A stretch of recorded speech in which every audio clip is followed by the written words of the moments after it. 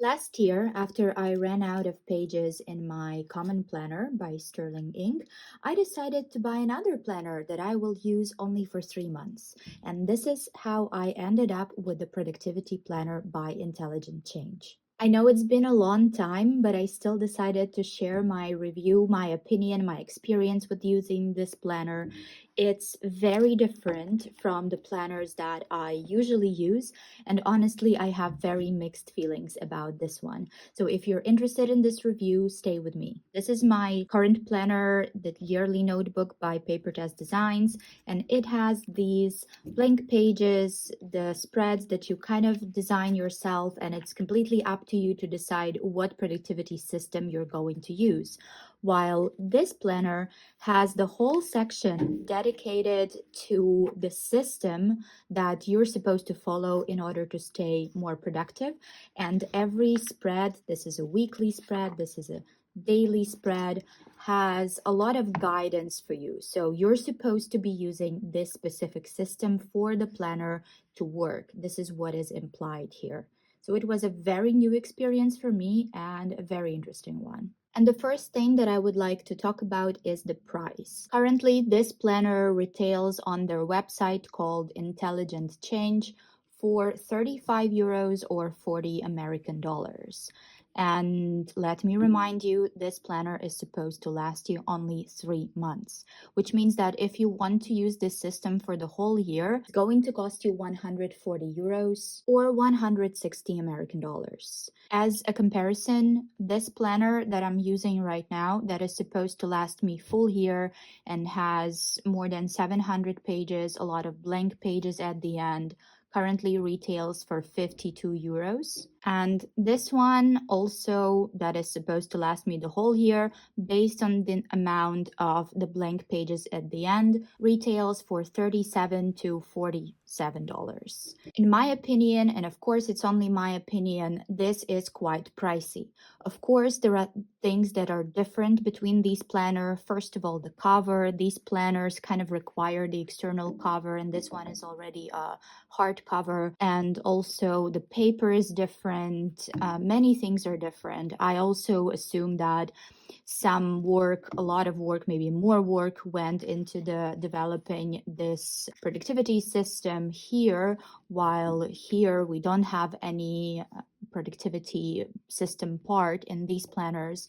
So I think there are ways to justify the price. Also, in my opinion, anybody can charge whatever they want for their product. It's just, in my humble opinion, in this economy, it's a little bit too much for the planner that is only supposed to last you 3 months. I think the only objective conclusion that I can make out of this is that if you are looking into the planner, please pay extra attention into how long it's supposed to last you. Because for me, with buying all of these kind of planners, I'm kind of used to the fact that they're lasting you at least 6 months, because a lot of these brands that are using Tomo River paper and this kind of structure, they have like half-year planners. I think that you need to pay attention because a lot of these are like quarterly planners. That being said, buying this planner only for 3 months was my conscious decision because, as I've mentioned, I was using this wonderful planner, but I ran out of space. I needed more blank pages. I wanted more structure. So I decided to start my own experiment, and I also wanted to share my opinion on YouTube back then, but as you may have noticed, I kind of quit YouTube for a year, so that's why I'm back here with my review now. And I overall had a pretty good experience with this planner, but still I have some negative things to say. Coming back to the quality, the hardcover, I absolutely love it. As I've mentioned, with these planners, I use external cover that I pay extra for. It's a bit bulky, but I really like the experience of carrying this planner around with a hardcover. It's kind of a finished product. I also like the quality of paper. Of course, it's not the thin Tomo River paper that I'm used to in these kind of planners. And another thing that you might be able to see in the video is the color of the paper. The Tomo River paper that is being used in these planners is way whiter in color than this one. And you might not like it. I know that it really depends on your preference, but for me, I like the paper. I like the creamy color of the paper. Of course, it's thicker, but in general, the writing experience was quite nice. But just to point out, I do not use fountain pens. I only use gel pens. So maybe with a fountain pen, it would be different experience. The quality of printing is really good. I like this brownish color. The only question to the design I have is the color choice for the bookmarks, because at the beginning you have this brownish orangey color, and then if you look at the bookmarks, I really appreciate the planner having two bookmarks, but one of them is just this yellow that doesn't really match anything. Black, okay, I can go with it because it's a neutral color, but yellow, I don't really see how this fits into the overall aesthetic of the planner. In general, when I'm looking at it now, I realize that my planner does not look very aesthetically pleasing, but that's has nothing to do with the planner. It's because I'm a messy person, and as you can see, I screwed it up with a pen. I tried to erase it. You see, I really tried, but it didn't work. But don't worry, on their website, they have darker colors, so probably would be a bit more functional for messy people like myself. But in general, the cover quality is nice. I like the fabric. Probably the light color planners are not for me. Now let's go into the layouts and the contents. We start with dedication and then the content list. And as I've mentioned, this whole first section of the planner will be describing the system that we're supposed to use. So as you can see, all the way from page 6 until page 32, until the habit tracker, we have just the explanation of this productivity system that this planner is offering us. One thing that I did not understand here is that the pages are numbered throughout, but there is no extra space to create your own index. So if you want to find a specific month, for example, November, I have added this tab that I made, and that's how I can find my November. But in general, I would really appreciate having a couple of lines or some space to add your own contents. That is why I did that at the beginning in a very messy way. So I wrote the pages for the habit tracker, as you can see, and also the monthlies, and also different months and different pages where I had some important things to refer back to. So again, I would really appreciate having some extra space here. Now we go into the part that explains us the system, and here I have a lot of mixed feelings about this one. First, you have 5 reasons why you will love the productivity planner, and I think that all of these promises were kind of fulfilled by the system. But as you will see later, the system is nothing new, really. So my main point, I guess, about this planner is that if you're someone who is very new to the productivity content, productivity planning, you might find a lot of these things new. But if you're someone like me, for example, and you have been watching this content, reading about this for a while, probably all of these things you have seen before. And this is the main concept of the planner, that every day you will have maximum of your 5 tasks a day.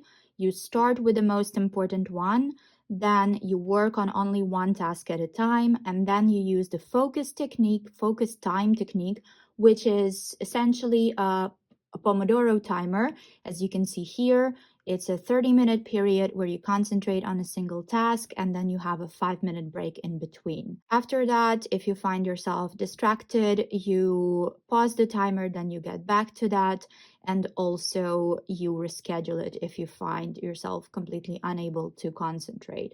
So if you look at it, and if you're someone who has been into productivity content, productivity YouTube, let's say, you see that there are not many new ideas here. And I don't know how I feel about them calling Pomodoro technique focus time technique, because it's basically the same thing, but I think it kind of takes the credit away, if you know what I mean. But again, it's just my thoughts. Feel free to disagree with me in the comments. Now we're going into the details behind this concept here. So first we are talking about the to-do list tale, and this is the story about how one CEO of the steel company was given an advice that was apparently worth $25,000, and the advice was that you're supposed to create a to-do list, write 3 to 5 things, rank them from highest to lowest priority, and start with the highest priority in the morning, and don't switch the task until you finish it. And I do think that it's a great advice, and it's something that I believe most of you are doing anyways.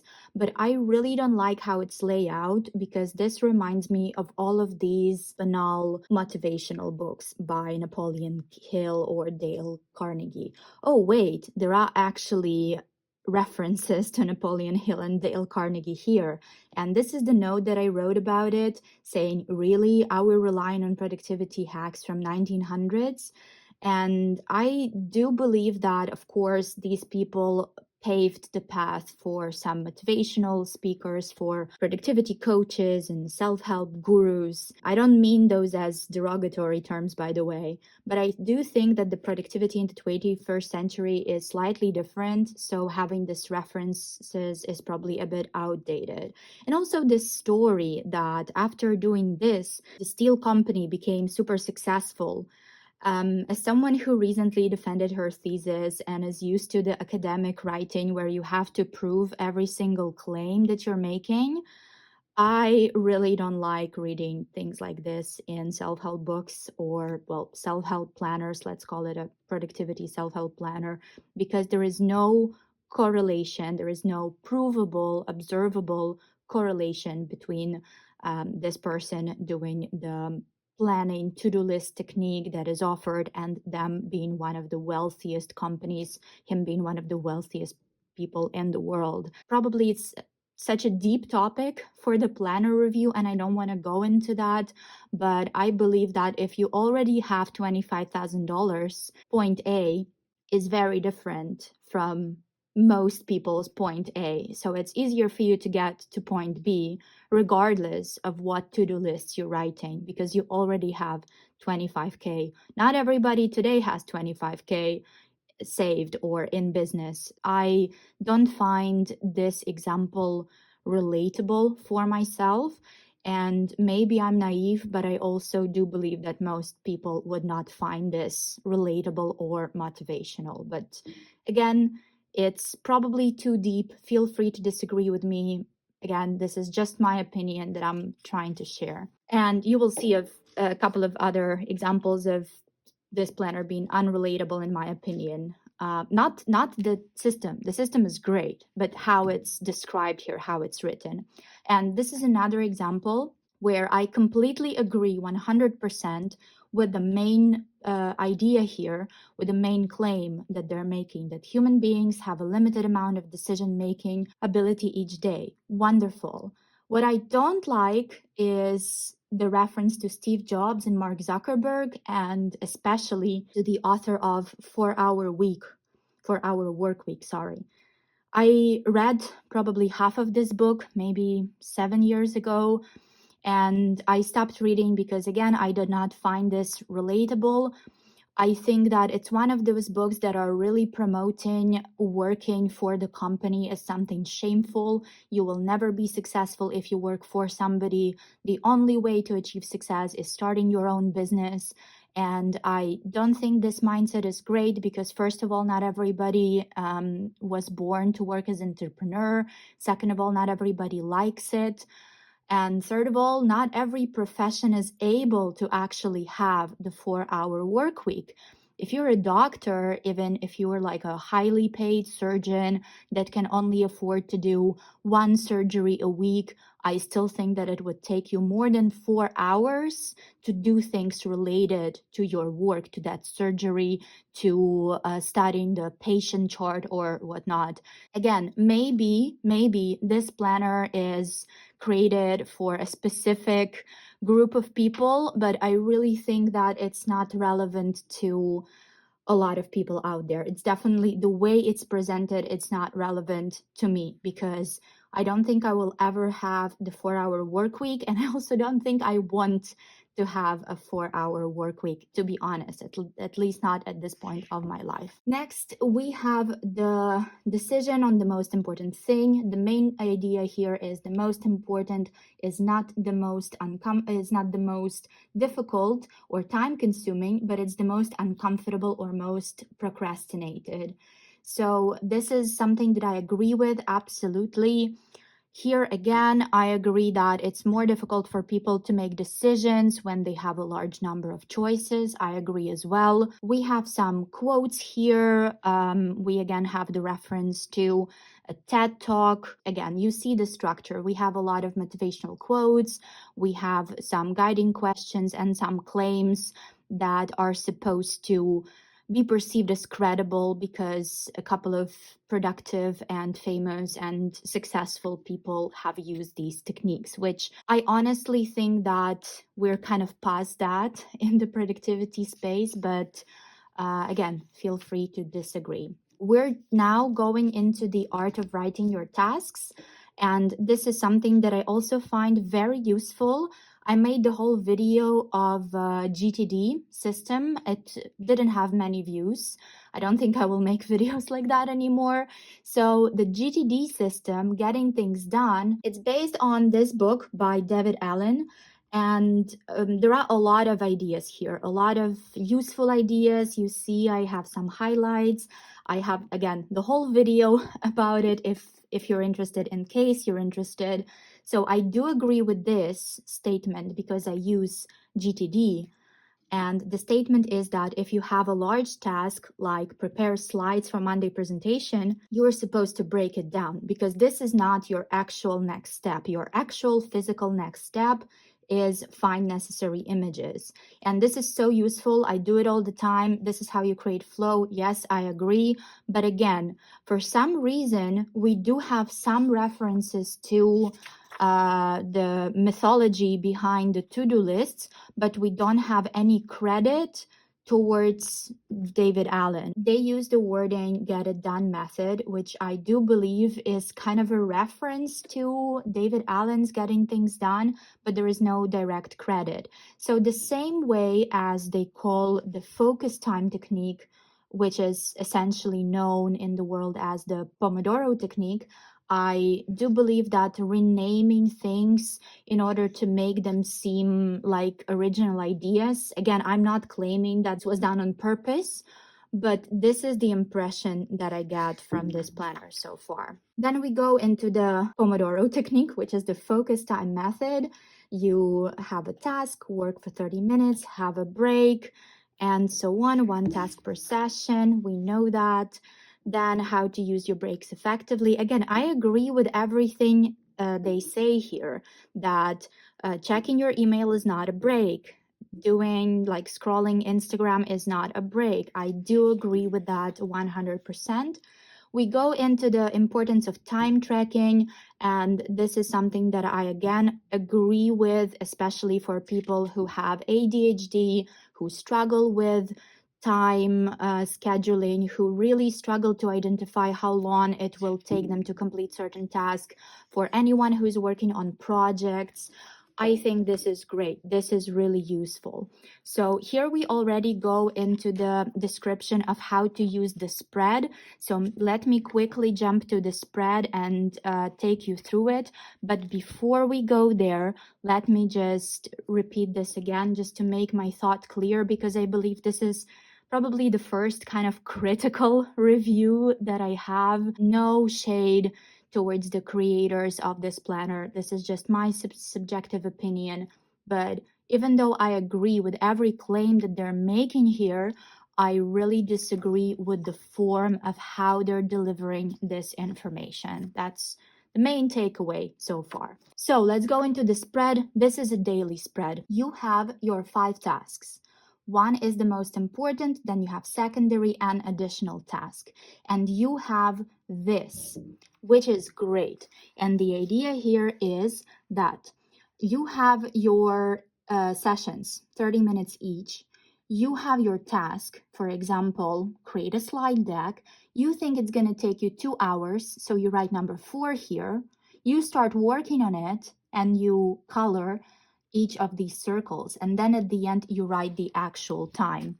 You have some examples here, and I love the section with examples. I think it makes it very clear that you write, for example, 3, you work on it, and it's actually 4. So it took you half an hour longer than you anticipated. It's a great technique, and I'm planning to do this next year in this planner. I already showed it in one of my previous videos, that here I'm planning to write down the task, and here you have these boxes, and this is where I'm planning to track my time. I find it very, very useful. So after this, you have more explanation of other elements of your daily spread. For example, the gratitude, the intention for the day, highlights, what you learned today, what you want to remember, habit tracker, mood tracker, and rating your day. I really like the examples here. And this is where I think is the funniest part of this planner and the most unrelatable. So no spoilers for now, don't read that. So this is the commitment page where you're supposed to fill in the blanks and write a note to yourself that you are committing to write in this planner. I like the concept. You sign the contract with yourself. It's very nice. And you have different examples of what to write here. So you will promise yourself a reward and a punishment if you don't stick with it for 5 days. So let's look at the reward. If I finish 5 days of working with this planner, I will reward myself with a ski trip with my significant other. Ski trip. People, ski trip. Yeah, what? You see my note here, and again, I don't know who is the author of this. I think that they're doing really well. Good job, you. But honestly, when I saw this, I laughed out loud with the sound, maybe oinked as well. I'm not saying this is a completely irrelevant example. It might be relevant for some people, but definitely not for me, and definitely not for when you're trying to reach a larger audience with your planner. I quite like the concept behind the punishment. If you don't finish 5 days of writing, you donate $50 to a charity that you wouldn't usually support. But again, it gives a bit of a privilege vibe as well, because it also implies that you already are supporting charity, which I know a lot of people do, and it's great. I support a lot of charities, but also it's because I'm Ukrainian, and that's kind of how we have been living for the last almost 4 years. But also $50, again, that's quite a lot of money. Anyways, here we have the example of how to fill out the daily spread, and I appreciate it. I appreciate the quick guide. This is very clear, and I really like the layout of the day, because apart from all of these things that you're supposed to fill out, you also have this little timeline, the vertical timeline that I really like, and also the space for your notes. After the habit trackers that I think are quite standard, so I don't have much to say about them, you go into the monthly calendars, and they're also pretty standard. As someone who does not use monthlies, really not much, I don't have any comments, but again, everything here is focused on your productivity. You have your highlights of the months, but you also have your top priority list. And as you might have noticed, all of your dailies and monthlies are undated, because you can buy this planner at any point of the year and just start using it straight away, which is of course useful, because the planners that I usually use, they are dated planners, but these brands also have undated planners that will last you the whole year. After that, you go to the daily spreads, and let me show you what they look like. I want to show you the whole week. So at the beginning of every week, you have your intention for the week, 5 most important tasks of the week, secondary and additional tasks. Here, I like it, but the math is not mathing, because you have 5 days in the week, 5 working days in the week, right? So assuming that you have one of your important tasks, and then you have 2 less important and 2 less important. So math is mathing with the important tasks. There are 5 here. but here there would be 10 of each, but I don't have enough space to write them down. And that definitely happened before in the past where I would fill everything out, but I still would have to write more and more tasks throughout. So again, I wish there was like a blank page next to it. Then you have your weeks. So you have Monday through Saturday, Sunday, Sunday.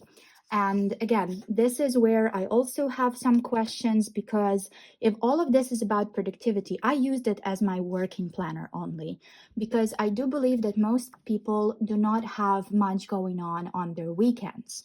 If they're working through the weekends, okay, but they would still have like a day off maybe on Monday and Tuesday.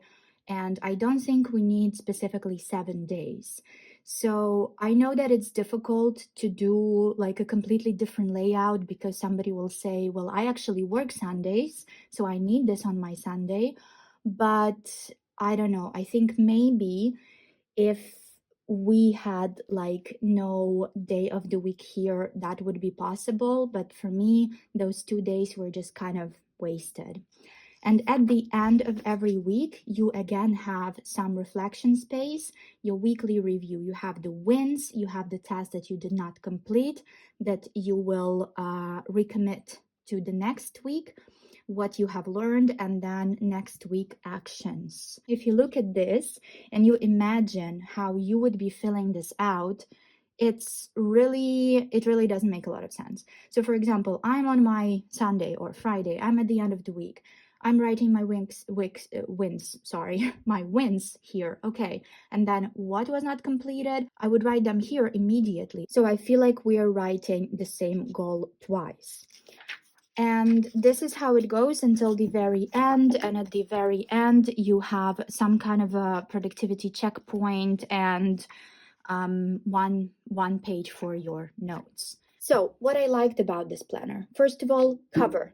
Cover is a hardcover, so I think I mentioned it in other videos that I was really looking into the Hobonichi Han this year, and also into the Sterling Ink Complete Planner that also has a hardcover, because really having just this in your bag is a great experience. Another thing that I liked, I think the paper is nice. I like the creamy paper. I like the quality of print. So quality-wise, paper-wise, I like it. What else I like is a lot of different components of the system. I do this already. I have been doing this for a while. I like the separate space for gratitude. I'm doing this every day. Even if I don't write it down, I say it before I go to bed. I like prioritizing tasks. I like tracking the time for the task. I like the vertical planning and the mood tracker. That's all of this I really like. I have been doing this already. I really don't think you need this planner to follow this advice. If you take one of these books, not necessarily getting things done, but either getting things done or some other productivity books, you will have all of this and you can just go with the system, but the book will give you like a deeper understanding of how you're supposed to do it with more examples. But I also think that it's really motivating if you're trying to switch to a new productivity system and your whole daily layout is kind of pushing you towards that, because you see it and you just automatically start writing these things down to track things, to prioritize things. I also like the note pages. So you have different types of view, of daily view. You have your tasks, most important, you have your meetings, your timeline, and you have your notes. I find it very, very useful. Now to the things that I did not like. As I mentioned already, I don't like this part. I don't like how it's written. It really reminded me of one of those self-help books like Rich Dad, Poor Dad that I was reading when I was in high school. I would like to see a more modern approach, a more inclusive approach, and more relatable examples, because I'm very sorry. You can call me whatever you want to call me, but a ski trip for a 5 day writing in your journal is really way too much and way too unrelatable. As someone who has experience with creating a lot of learning materials due to the nature of my work, I would not include this example in the first place, not even because a ski trip is very expensive, but just because I don't find this example inclusive, not even finance wise, just geography wise. For someone who lives in Switzerland or in Canada, ski trip would be a very different thing than for someone who lives in Egypt or Australia. And I also would not go with the specific amounts of money again, because $50 is a very different amount based on where you live.